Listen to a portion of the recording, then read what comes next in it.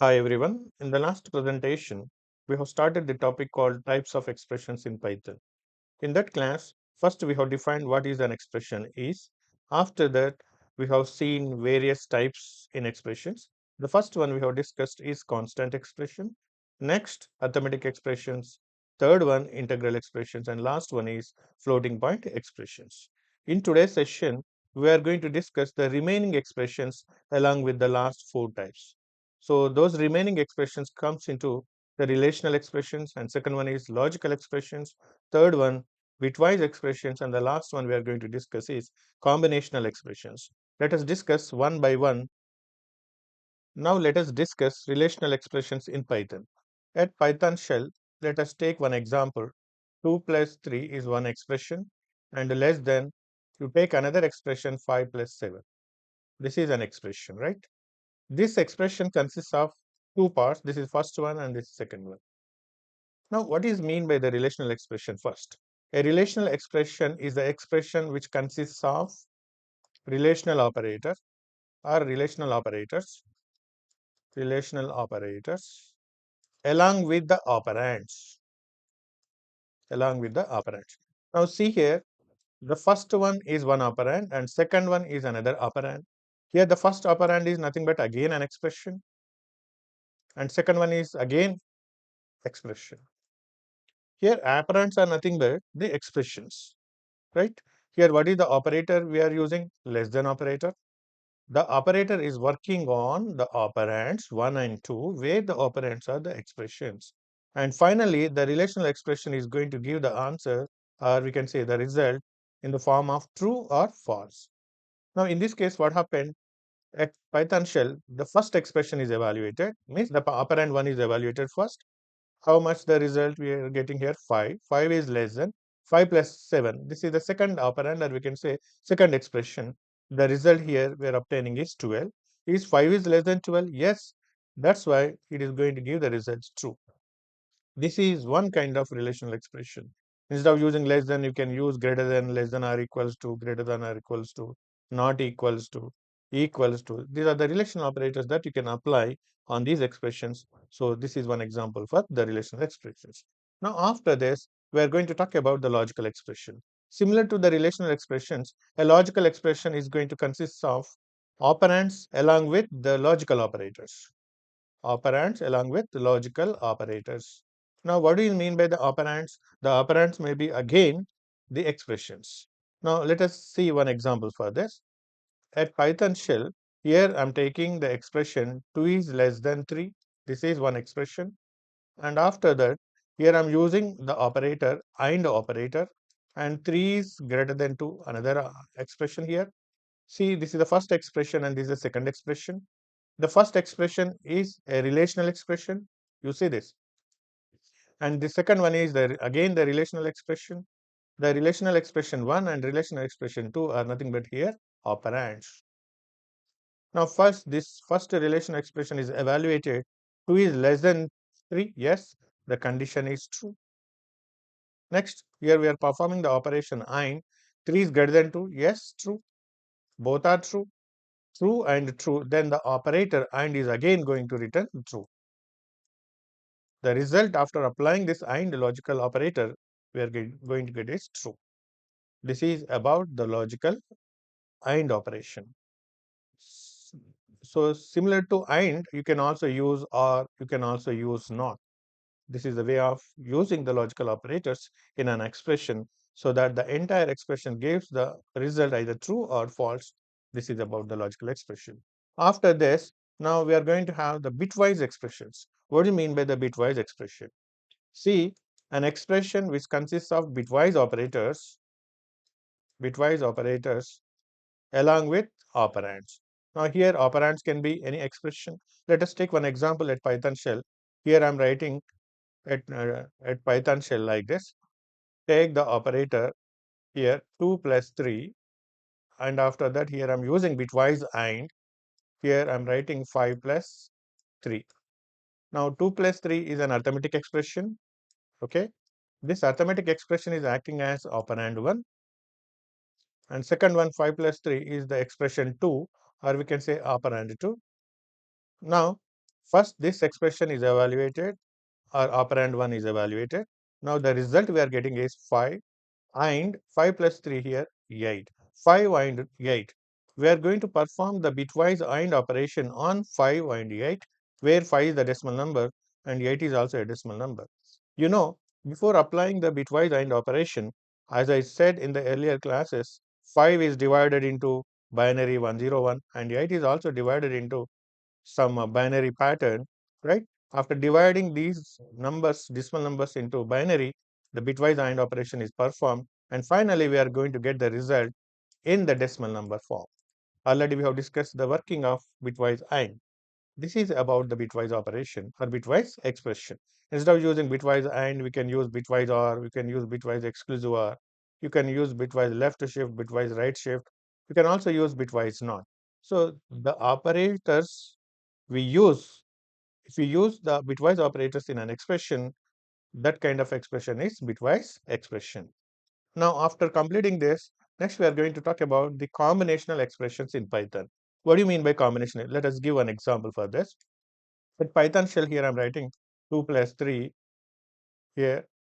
Next, here I'm writing minus 2 star 3 plus, here I'm writing 2 is less than 3. If you observe this, this is an arithmetic expression, right? Arithmetic expression. This is also arithmetic expression. This is called a relational expression. So the expression which consists of multiple types of expressions is nothing but the combinational expression. Means it may include the combination of relational expressions as well as or logical expressions or bitwise expressions or arithmetic expressions or integral expressions or floating point expressions. Any sequence of multiple types of expressions comes under the combinational expression. So finally, it is going to give the result like a 5 and this is evaluated to minus 6 plus 2 is less than 3. Here we are going to get the value is 1. This is gives the result true. This kind of multiple expressions comes under the combinational expressions. Now after this, next we are going to talk about the comments in Python. In the introduction classes, already we have discussed about comments. So in Python, we can include single line comments,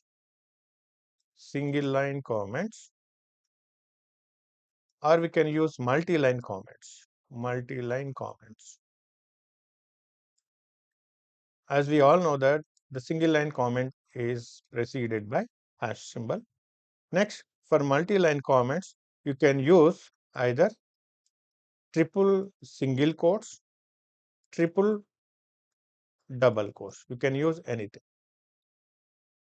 Triple single quotes or triple double quotes you can use to designate the multi-line comments in Python.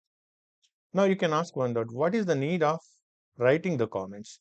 Remember, comments are mainly used for improving understandability. Now let us start the new topic, lists in Python. Actually, lists is not the new topic. Already in the previous sessions, we have discussed the concept of lists. But from today onwards, we are going to have the greater explanation on lists. And lists are very, very important in Python. Let us first define what is mean by the list. Already we have defined in the previous classes that a list is the collection of, simple definition, collection of similar, we can say similar or different data items. Different data items. This is the definition of a list. Similar in the sense we can have the same type. Different means we are going to have various different data type elements. See, I think if you know the C programming, in C programming we use the concept of arrays for storing the same type of data items. Same type, or we can say the similar type of data items. And we use structures to store the different data items, This is about C programming. But in Python, the advantage is we can store the same type or different type of data items in a single list. That is the main advantage of list in Python, right? Means we can store integers combination with floating point numbers. We can store integers combination with strings. Any kind of different objects we can store in a single list. Or if you want to store the same kind of integers or only floating point numbers or only strings, that is also possible. So that's why a list can be defined as the collection of same or different data items. Now, after this, next we are going to see how to create a list in Python. That we will see. How to create a list. To create a list, what we do generally is at Python shell, take any label name, or we can say simply the variable name or simply variable is equals to. Now use square brackets. A list is created by using the square brackets and the data items are placed in the square brackets separated by commas. This is very, very important. Again, I am saying that a list is created by using the square brackets and we have to place the data items in the square brackets separated by commas. Now, here we are using some label name or variable name. Let us take one example for this. Here I am taking n. N is equals to, in square brackets, I am writing 1, 2, 3, 4, 5. Now, what is n? N is nothing but the label given to the list, or we can say simply the name of the list. Name of the list. And here we are storing the data items. How many data items are there? 5 data items. These data items are nothing but the integer objects. All are integer objects. Now, is the list is the combination of different data items? No, it is the combination of similar objects or similar integer objects or similar data types, or we can say same. This is about creating a list. Now, can you create an empty list? Yes, it is possible. How to create an empty list? To create an empty list, take any variable name, list name is equals to just I'm writing empty square brackets without using any commas and without using any data items. This is the way of creating the empty list. Now, can I store the elements of duplicate in a list? Yes. For example, if I say n is equals to 1 comma 1, 2 comma 2, 3 comma 3. Can I store the elements like this? Yes. We can store the duplicate elements. This is the way of creating a list with duplicate elements, or we can say duplicate data items. Here, this is the way of creating an empty list, and this is the way of creating a list of integers of same type. Now, how to create a list with different data items? What is the logic for this? Let us take any list. Assume that I'm taking the list 1 is equals to, in the square brackets, here I'm writing LearnNCode. This is the string object I'm using, comma. Here I'm using the value 10, next, comma, 20.5. You see this. In this case, how many data items are there? 3 data items. This is the first one, and this is second one, and this is third one. The first one is the string object, or we can say string data item. And second one is integer data item. And third one is floating point data item. 3 different data items, or we can say different objects we are storing in the list named list 1. Now, if I say list 1 here, and after pressing enter, we are going to get the all list items. This is a way of displaying the list item. If you simply type list 1 and when we will press enter, we will get all the items in the list. Now, what is the internal representation of the list, or we can say the visual representation of list? For example, if I say some list num equals to, assume that I'm taking 2, 3, 5, 6. These are the elements I want to store. Now, for the list num equals to 2, 3, 5, 6, 7, the internal representation is like this. Internally, they are represented like this. Total, how many locations are there? 5 locations. 1, 2, 3, 4, 5 locations. 2 is the first element, 3, and this is 5, 6, 7. Now the index of the first element is 0, second element index is 1, third element is 2, index of fourth element is 3, and the index of the last element is 4. So internally, each element in the list is associated with an index. This is, we call it as index, right? Now, what is the purpose of having the indexes? By using the indexes, we can access the individual elements of a list, right? So the name of the list here is num. If you want to access the first element, just we refer num of 0. This is the notation to access the individual element or first element. If you want to access the second element, just we write num of num of 1. So if you want to access the last element, we say num of 4. So this is the way of accessing the elements of a list by using the indexes. We call it as indexes. Okay. Now we have only positive indexes, right? We can also access the elements of a list, individual elements of the list, by using the negative indexing. We will see what do you mean by the negative indexing. Just now I said that num is equals to 2, 3, 5, 7. Assume that. Now internally I said the representation is like this. There are how many memory locations? 5 memory locations, 2, 3, 5, 7, 2, 3, only 4 locations. So how many elements you just now? We have taken 5 elements, 2, 3, 5, 6, 7, 2, 3, 5, 6, 7, right? Okay, 5, 6, 7. These are the elements. 0, 1, 2, 3, 4. These are the indexes. Now we are moving from left to right. You can also move from right to left by using the negative indexing. So here the negative indexing for the 7 will be given as -1, and here we are moving from right to left.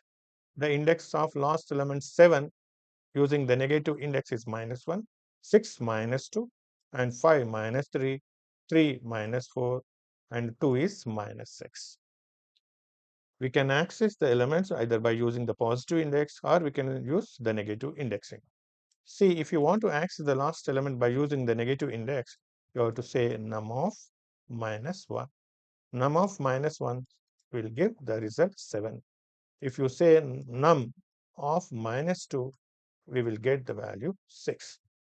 This is the way of accessing the elements by using the negative indexing. This is about the simple introduction about the lists. Now, one important thing you should understand in the list is the list can be a single dimensional list,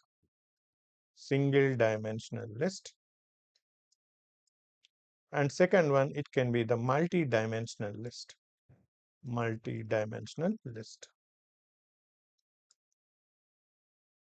So what do you mean by the single dimensional list? In the single dimensional list, the elements are stored sequentially. Sequentially in the sense one after the other, one by one. So just now we have seen one example. You take another example. Here you say 1, 2, 3, 4. In this case, this list is known as single dimensional.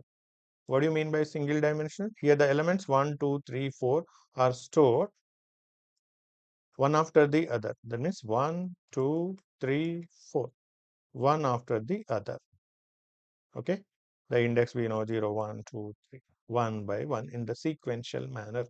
That is what I mean to say the single dimensional. Now, what do you mean by the multi-dimensional? Coming to the multi-dimensional.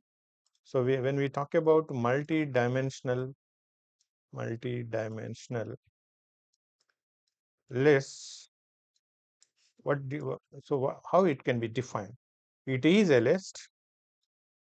Multi-dimensional list is a list consisting of another list, at least one another list, right? Example, if you take the example like this, list 2 here I'm taking, and here I'm using square brackets. See here, within this square brackets, I'm using another square bracket like this. So within the entire square brackets, entire list, we are going to have another list as the item. Now, second one here I'm writing some string ps raw. This is the second string, and here I'm going to have another list 3, 4, 5. Here, this list 2 is going to contain 3 items. This is the first item, this is the second one, and this is third item. 3 data items. The first data item again a list. At least the multi-dimensional list consists of a data item of one list. There can be more than one list, but at least you must have a data item as a list. This is what I mean to say the multi-dimensional list. Now, after completing the definition of multi-dimensional lists, let us take what are the main features of lists. See, when we talk about the features of lists, the first one, we can store the duplicate elements. Duplicate elements we can store. A list can accept the duplicate elements. And second one is the items of the list are mutable. This is very, very important. First one is duplicate elements are allowed, and second one is the elements are mutable. What do you mean by the mutable? Means the elements that are stored in the list are changeable. Whenever you want to delete, you can delete and you can modify, you can add new elements. There is no problem. The list items are not permanent. You can change whenever you want. That is called changeable, or we can say mutable. And third one, the third feature of the list is a list can store different data items. Not only integers, not only float values, it can allow different elements, different type. These are the 3 important applications, or we can say the features of lists. So with this, just we have completed the introduction about the list. In this next class, we are going to have the more explanation regarding single dimensional list as well as the multi-dimensional list. With this, I'm going to close the session. Thank you for watching.